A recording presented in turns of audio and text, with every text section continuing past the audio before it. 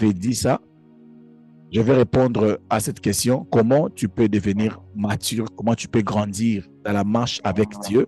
Et puis, je vais commencer. J'ai dit merci à tous ceux qui ont leur vidéo ouverte parce que vous m'aidez à me concentrer. Je le dis toujours. Amen. Alors, j'étais en train de dire ceci. Pour grandir dans la foi chrétienne, il y a 3 choses que nous montre la parole de Dieu. La Bible dit, Paul a sémé, Apollos a arrosé, c'est Dieu qui fait quoi? Grandir. Croître. C'est Dieu qui fait grandir. OK? Alors, si tu veux grandir dans la foi chrétienne ou dans la marche avec Dieu, hein, il te faut un bon encadrement. Il faut être bien entouré. Il faut être dans une bonne église. Il faut écouter des hommes de Dieu qui prêchent des prédications qui te font grandir. Amen. Cela veut dire que tu es en train d'exposer ta vie à grandir. Ça, c'est la sémence et la moisson. OK? Et puis, deuxièmement, il faut que tu sois honnête devant Dieu. Il faut que toi-même, tu sois vraiment honnête devant Dieu. Vous savez, il y a beaucoup de gens qui prient quand il y a les gens, eux-mêmes seuls ne prient pas. Donc, il n'est pas lui-même honnête devant Dieu. La Bible dit, on ne se manque pas de Dieu. De la même façon, tu pars à l'église pour prier, il faut aussi te présenter des fois seul devant Dieu. Tu vas permettre à Dieu de te faire grandir. Amen. C'est ce que j'avais dit dans mon introduction. Alors hier, j'avais parlé d'un point. J'avais dit ceci. Lorsque tu grandis, tu atteins la maturité. J'avais parlé de 2 points si je ne me trompe pas. J'ai 30 minutes. J'avais parlé de 2 points. J'avais dit quand tu grandis, Dieu va éloigner le malheur dans ta famille ou dans ton entourage ou dans ta vie.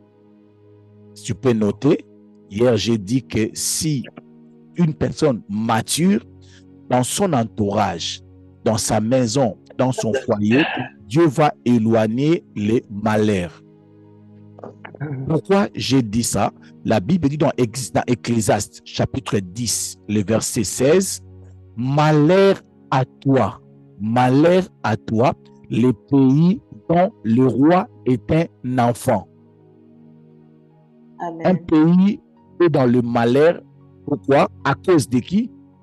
À cause du roi. À cause du roi qui est un enfant. Donc, si un président de la République, c'est un enfant, son pays va se retrouver dans le malheur, même s'ils ont de l'or, même s'ils ont des soldats, même s'ils ont des matières premières, même s'ils ont le coltan, même si je ne sais pas quoi, mais si le président, la Bible dit, si le roi d'un pays est un enfant, ce pays va se retrouver dans le malheur. C'est ce que la Bible est en train de dire dans Ecclésiaste chapitre combien? Chapitre 10, le verset 16. Amen. Si ton mari c'est un enfant, votre maison sera dans le malheur. Parce que c'est ton mari là, il va venir à la maison ivre, en train de chanter de n'importe quoi devant les enfants. Il va commencer à te taper devant tes enfants parce que lui aussi, il se considère comme un enfant. Amen. Le malheur va envahir une famille où papa et maman sont des enfants. Amen. Est-ce que c'est vraiment compliqué? Non. C'est clair, papa. Merci. Donc, si tu veux que le malheur quitte ton environnement, il faut grandir. Il faut grandir. La Bible dit malheur à un pays dont le roi est un enfant et dont le prince mange dès le matin. Les princes, d'autres versions parlent de ministres. Les ministres mangent l'argent. Amen. Si vous avez des personnes, le malheur ne va pas quitter votre pays, le malheur ne va pas quitter votre vie parce que tu vis comme un enfant. Amen. Mais un enfant est exposé au malheur. C'est pour cela que j'avais dit l'enfant prodigue, tellement qu'il était un enfant, on lui a donné tout. Amen. Mais quand c'était un enfant, il a gaspillé et il s'est retrouvé dans le malheur. La plupart des malheurs que nous nous retrouvons aujourd'hui, ce n'est pas forcément les démons, c'est parce qu'on est des enfants. Amen. Je voulais dire à une sœur, tu peux rendre heureux ton mari si tu n'es un enfant. Amen. Si tu n'es plus un enfant, ton mari va être heureux. Amen. Ta femme sera heureuse.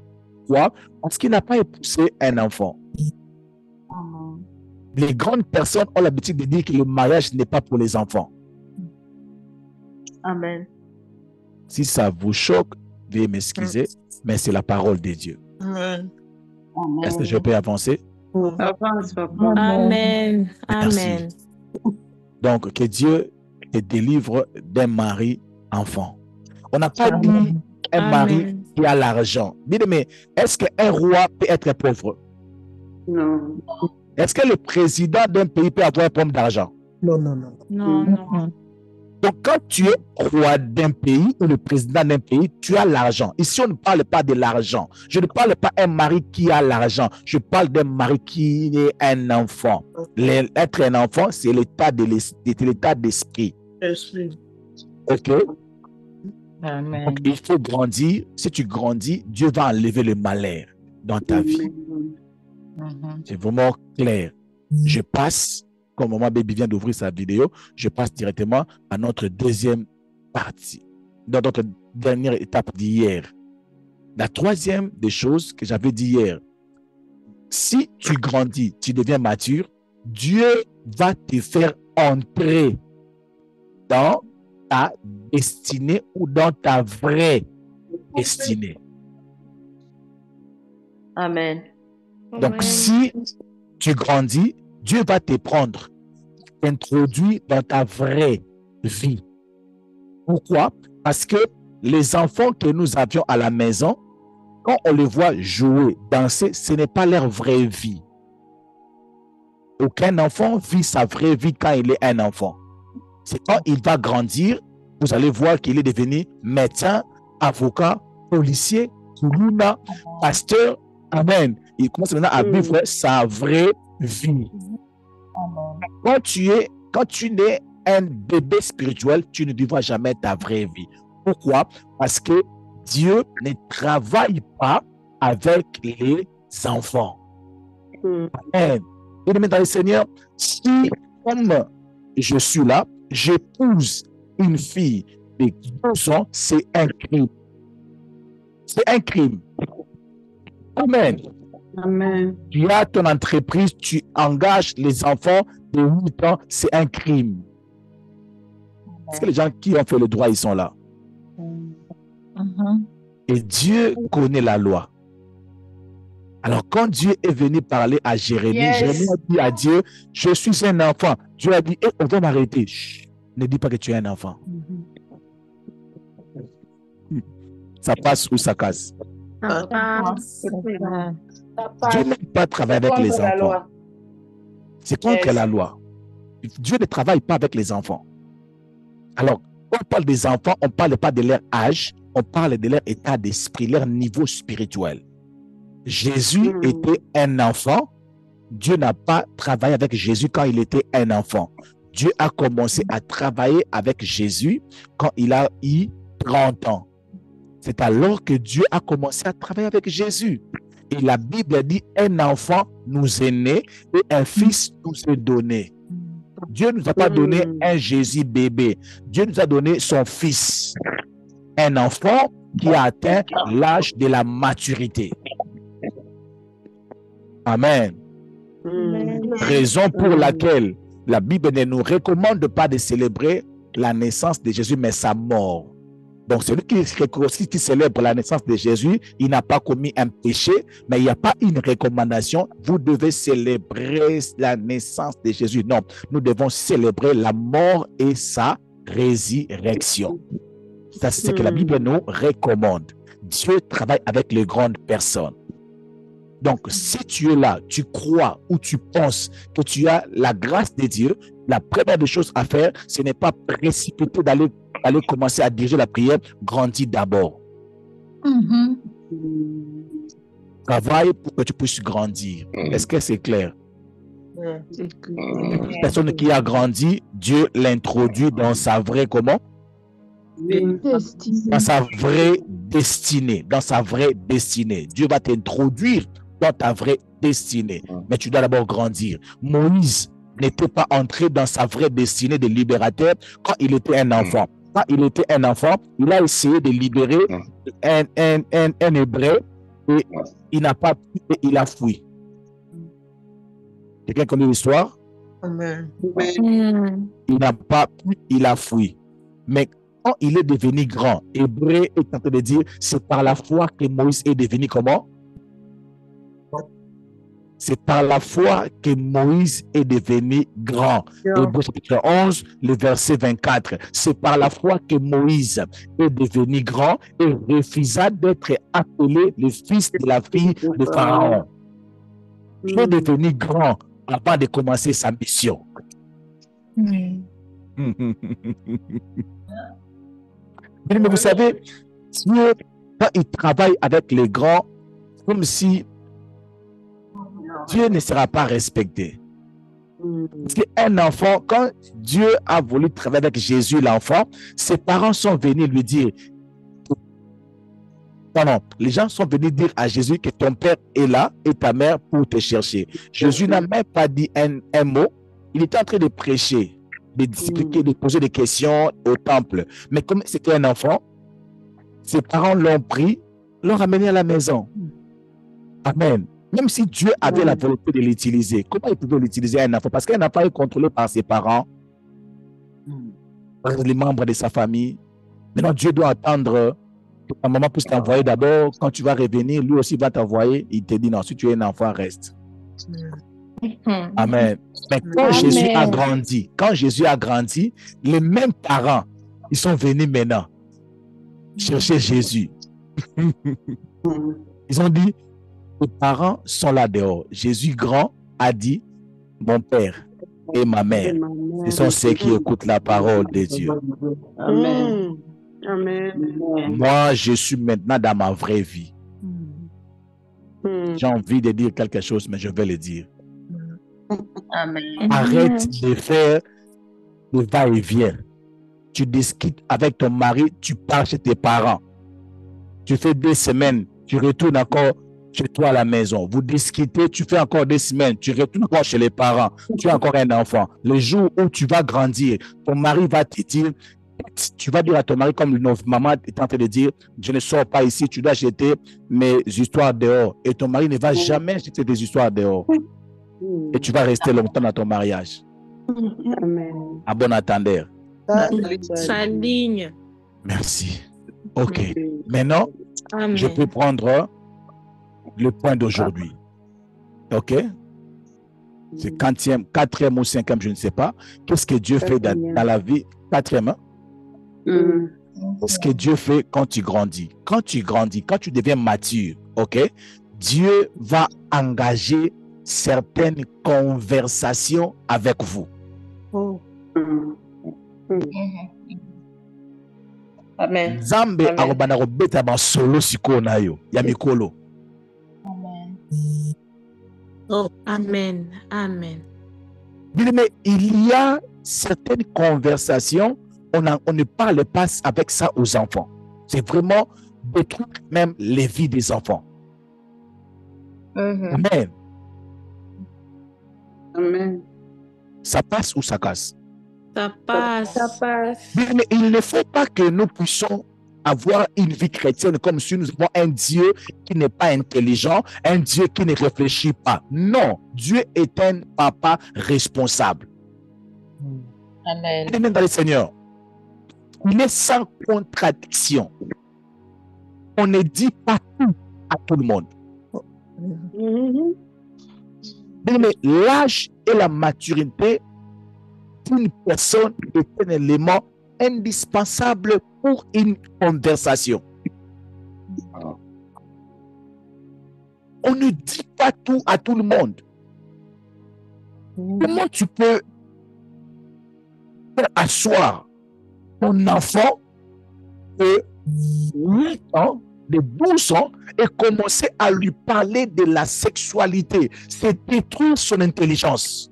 On ne vous trompe pas avec le développement des pays que nous habitons, où il faut dire tout aux enfants. Qui t'a dit ça? Je bénis nos parents qui nous ont caché des choses, qui nous ont donné certaines choses pour nous préserver. Alléluia. Parce que un enfant, son cerveau, d'abord, n'est pas en mesure de tout supporter ou de tout comprendre. La Bible dit que Dieu fait toutes choses bonnes à son temps. Même lorsque nous allons à l'école, ne commence pas directement de nous enseigner l'Assemblée Z. Amen. Alléluia. Donc, quand vous envoyez les enfants à l'école maternelle, ils vont se mettre à chanter et manger. Chanter, manger, faire pipi aux habits, chanter, manger, faire pipi aux habits et puis retourner à la maison. Alléluia. Amen. Est-ce que je peux penser? Comment je peux envoyer ma fille de 2 ans à l'école maternelle ou de 3 ans? Il faut commencer à lui enseigner un plus 1 égale combien? Ça, c'est détruire l'enfant. Amen. Ça, c'est détruire l'enfant. Il faut seulement chanter, chanter, chanter, chanter. Même pas de récitation. L'enfant grandit. Mais pour que l'enfant puisse quitter une classe à une autre, il doit faire preuve de la croissance. Il faut que son intelligence puisse lui permettre de monter de classe. Dans des pays développés, si un enfant est très intelligent, on peut lui faire doubler de classe. Pour dire, son cerveau est suffisant pour capter les matières des enfants de 2 ans, ou de 4 ans, ou de 5 ans. Mais si ton enfant a 5 ans, il n'arrive pas à comprendre la matière de 5 ans, on va le faire reculer. Il va reculer en arrière. Puis les hommes les font. Vous pensez que Dieu ne le fait pas? Non, je vous pose la question. Est-ce que si les hommes les font, vous pensez que Dieu ne le fait pas? Dieu ne dit jamais tout à tout le monde. Dieu tient compte du niveau de ta maturité pour te dire certaines choses. Tu vas mourir. Amen. Amen. Ah, maman, bébé. C'est grave. C'est grave, maman. Dans le livre des Jean, chapitre 16, le verset 12, la Bible dit ceci. Jésus a dit, j'ai encore beaucoup de choses à vous dire, mais vous ne pouvez pas les porter maintenant. C'est question d'âge. C'est question de la maturité. Jésus pouvait tout dire. Il n'avait pas le temps. Mais même si on va arrêter, il me reste 15 minutes, je ne vous dirai jamais tout. Laisse-moi prendre mon temps de prêcher lentement.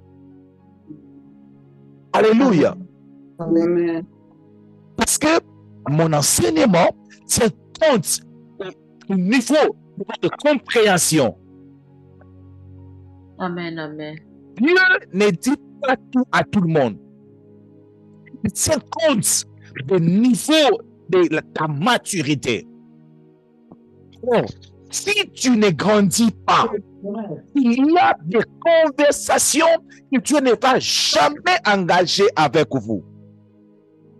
Mais Jésus sur la terre, il avait 2 langages. Amen. Il avait même 2 ou 3 langages comme ça. Jésus, devant la foule, il parlait beaucoup plus en parabole. Amen. Il était avec les disciples. Il expliquait avec détail.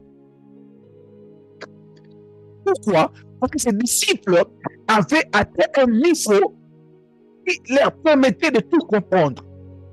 Il y avait des choses que Jésus disait aux disciples et leur disait, ne dit à personne.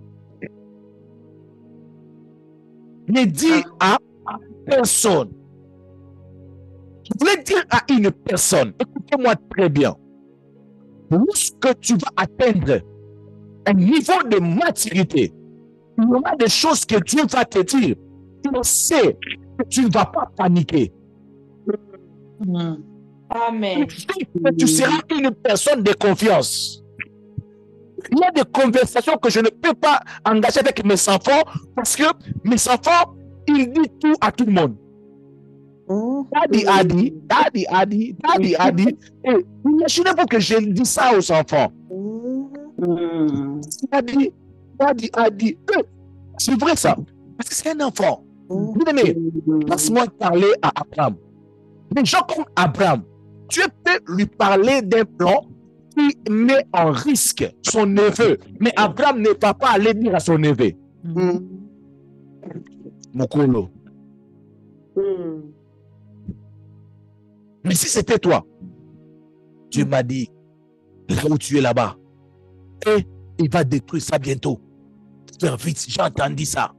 Je sens dans mon esprit, je vis ça dans mon esprit, c'était clair.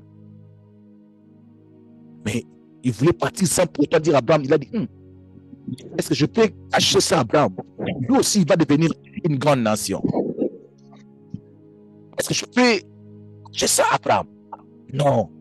Je peux lui dire ça avec toute liberté. Et Dieu lui a parlé avec beaucoup de liberté.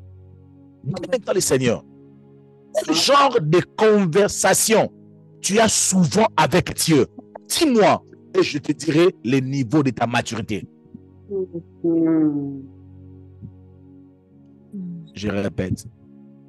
Quel genre de conversation que tu as souvent avec Dieu? Je te dirai le niveau de ta maturité. Amen.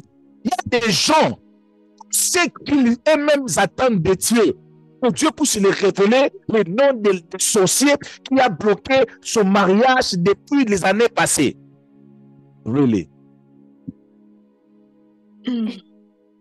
Notre personne, il attend seulement que Dieu puisse lui dire, tu iras loin, je te bénirai. Alors qu'il y a des gens que Dieu est en train de leur parler avec détail ce qui se passe pour un pays. Jusqu'à quand Dieu va commencer à te parler pour ton pays? Cherche Dieu seulement que Dieu te parle sur ton mariage, sur mon mariage. Je ne comprends pas pour ce mariage-ci là. Je ne comprends pas sur ce mariage. Un jour que Dieu va commencer à te parler pour une nation. Amen. Le jour où tu vas s'asseoir avec Dieu, parler sur l'Église corps de Christ. Amen. Le jour où tu vas commencer à engager des conversations pour le salut de ta belle famille. Tu es là seulement pour les conversations, le message que tu reçois de Dieu, seulement je te bénirai un esprit de mort. Je te bénirai un esprit de mort. Tu vas aller très loin, un esprit de mort. C'est l'enfance. Amen. C'est l'enfance. Il y a des conversations qu'on n'engage pas avec les enfants. C'est le Seigneur. Tu as beaucoup de choses à te dire. Il y a beaucoup de choses à te dire. Il y a des conversations que Dieu a besoin d'engager avec vous. Mais il faut atteindre un certain niveau de la maturité. Amen. À un certain niveau de la maturité, nous commençons à partager les choses même qui dérangent le cœur de Dieu. Est-ce que Dieu t'a déjà parlé sur les choses qui lui font mal? Il m'a dit, Dieu aussi, oui. Il t'appelle, il te parle sur les choses qui le dérangent. Il n'a pas lu dans la Bible où Jésus est en train de dire, prenez mon fardeau. Il a aussi des fardeaux. Mais nous pensons seulement des enfants, seulement nous qui avons des besoins. Moi, mon mariage, ma famille, mon travail, mon nini, ma nini, mon nini, ma nini. Dieu aussi a des choses qui le dérangent. Il cherche à qui il va parler. Sa pèse tellement. Mais les anges qui étaient partis pour détruire Sodome, ils s'étaient dérangés dans leur cœur. Dieu a quitté le trône, il est descendu. Maintenant, c'était tellement pesant. Maintenant, Dieu dit, ah,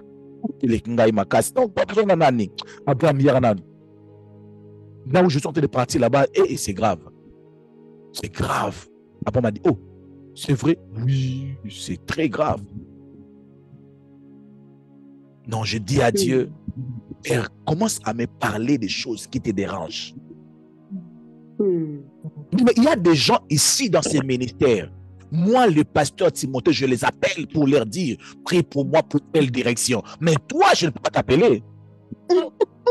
Tu peux me dire, pasteur Timothée m'a appelé. Pasteur Timothée m'a appelé.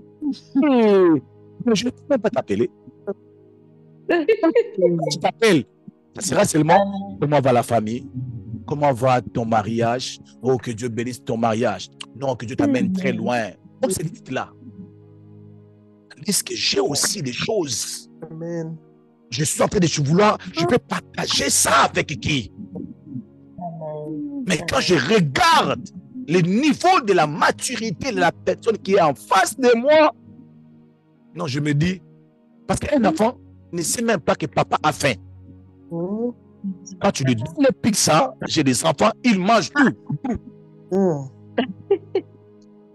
Mais quand un responsable, il a le pizza, il pense, ok, elle doit aussi manger, je mets ça à côté pour elle. Bon, je vais justement, j'ai des enfants, je vois comment ils discutent de l'eau là, surtout le soda. Ils vont boire à bout, l'autre n'a pas pris. C'est les enfants. Et ils pensent trop à eux-mêmes. La plupart des messages que tu reçois, c'est beaucoup plus sur toi-même. Parce que je ne veux pas te le dire, mais parlons quand même nous tous, parce que nous sommes beaucoup plus des enfants. Et Dieu a des fardeaux, il cherche, je peux déposer ça, je peux partager ça avec qui?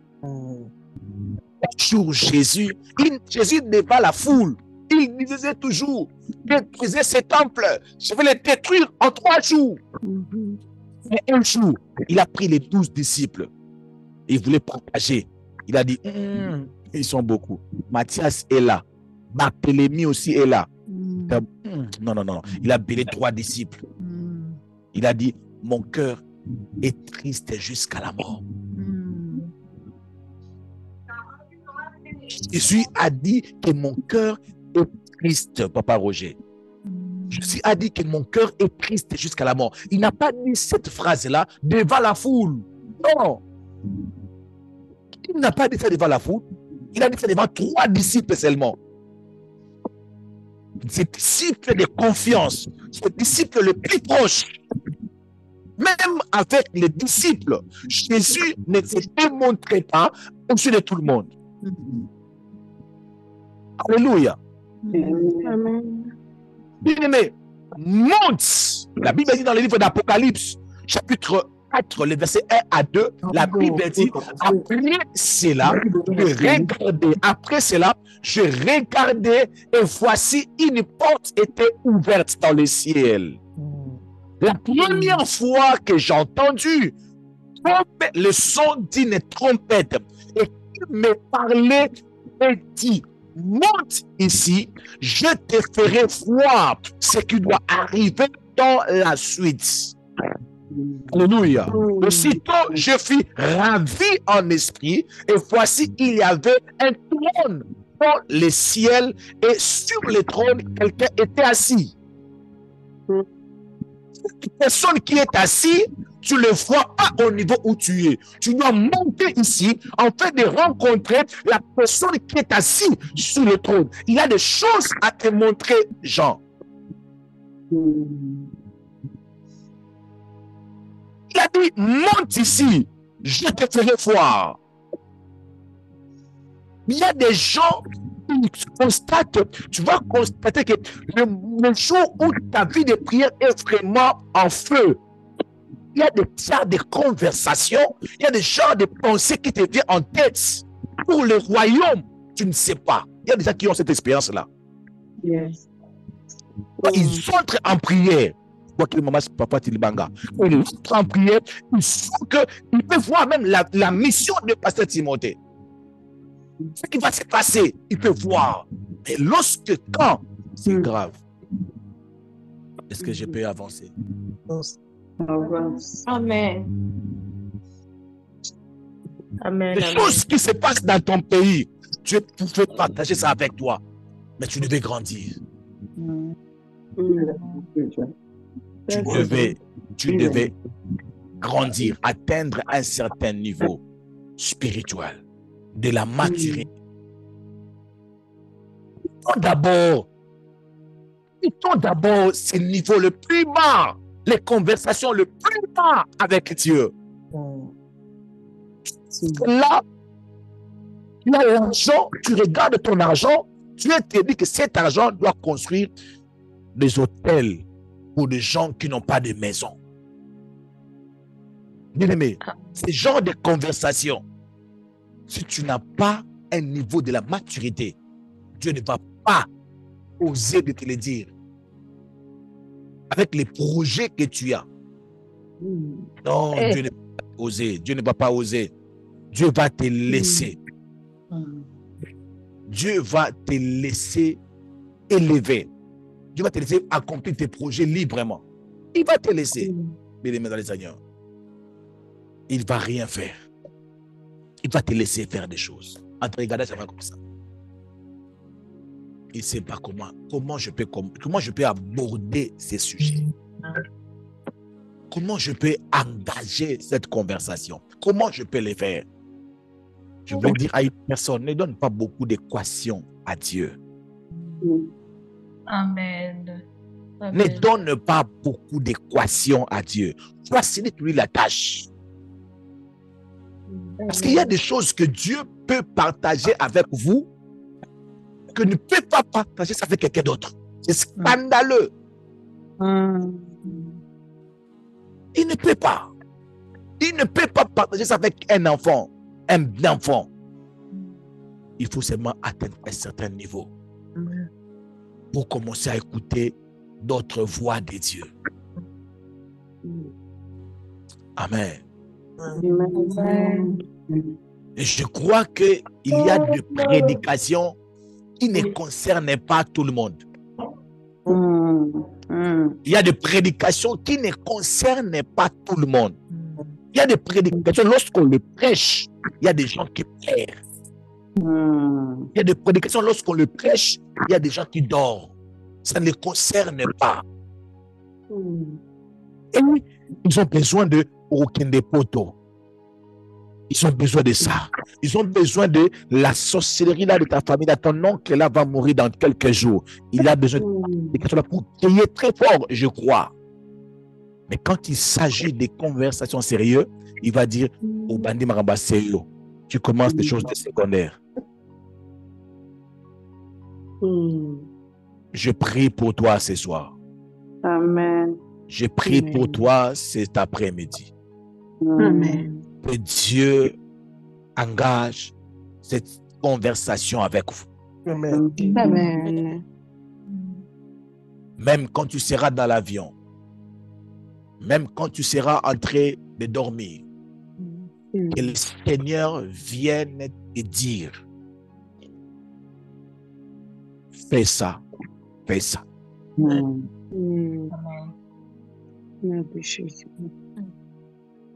Je vis des prophètes que Dieu est venu pour leur dire, sors, ni sans les habits, va prophétiser. Dieu ne peut jamais oser de dire de telles choses à tout le monde, même pas au pasteur Timothée. Amen. Je suis en train de prier ce soir. Je suis en train de déclarer maintenant. S'il y a des conversations qui traînent encore dans le cœur de Dieu pour toi, que cela s'ouvre au nom de Jésus. Amen. Je voulais prier pour toute cette catégorie de personnes qui sont prêts à engager ce genre de conversation. Tu vas simplement mettre ta main devant ta caméra. Tu sens que ces conversations-là sont rares. Et tu veux prier, tu as besoin, tu veux dire à Dieu, Seigneur, je suis prêt que tu engages cette conversation avec moi. Que tu engages cette conversation avec moi. Je vais te comprendre, tu vas me comprendre. Tu vas mettre ta main devant ta caméra, je vais prier pour toi. Oh yes. Notre Père, nous prions et nous te disons merci. Merci Jésus. Ils sont là, Père, prêts. Ils ont besoin d'écouter ce genre de conversation avec toi, Seigneur. Amen. Ils sont fatigués de vivre une vie chrétienne de bassesse. Ils sont fatigués, nous sommes tous fatigués de vivre une vie chrétienne des enfants. Et nous avions besoin que tu puisses engager des grandes conversations. Parle-nous des choses qui te dérangent dans le cœur. Si tu penses que nous sommes assez matures pour te porter notre aide, nous ne te pose plus ce genre de questions. Qui enverrai-je? Qui marchera pour nous? Qui achètera des concessions pour le ministère prière et famille? Je suis là. Parle avec moi. Dis-moi ce que tu attends de moi. Sans limite. De la même façon que je te parle de ma vie, sans limite. Parle-moi aussi des choses qui te dérangent, sans limite. Il faut que je donne mon fils unique, mon seul fils, Samuel, dans ton couple pour résoudre un problème. Anna le ferait. Elle le fera. Donne-nous cette maturité de Anne. Peut-être de rester encore sans enfant, mais de résoudre le problème qui te dérange. Au nom puissant de Jésus-Christ de Nazareth. Même si les gens ne vont pas nous comprendre, laisse, Seigneur, que nous puissions agir selon le niveau de la maturité que tu répands sur nous aujourd'hui. Amen. Dans le nom puissant de Jésus-Christ de Nazareth. Nous voulions parler comme de grandes personnes. Nous voulions faire des choses de grandes personnes. Nous sommes là devant toi et nous avions besoin de toi. Nous sommes là devant toi. Nous avons besoin de toi. Tu as besoin de nous. Nous avons besoin de toi. Sans toi, nous ne pouvons rien faire. Et sans nous, tu ne peux pas aussi prêcher. La Bible dit, comment croiront-ils s'il n'y a personne qui prêche? Donc, tu as besoin de moi. Tu as besoin de mon corps. Tu as besoin de ma foi. Tu as besoin de mon temps. Tu as besoin de mon argent. Tu as besoin de mes genoux. Je suis là devant toi. Parlons comme de grandes personnes. Touche, ma soeur. Mon frère. Le papa qui est connecté ici en Seigneur et la maman qui est connectée ici en Seigneur, touche là.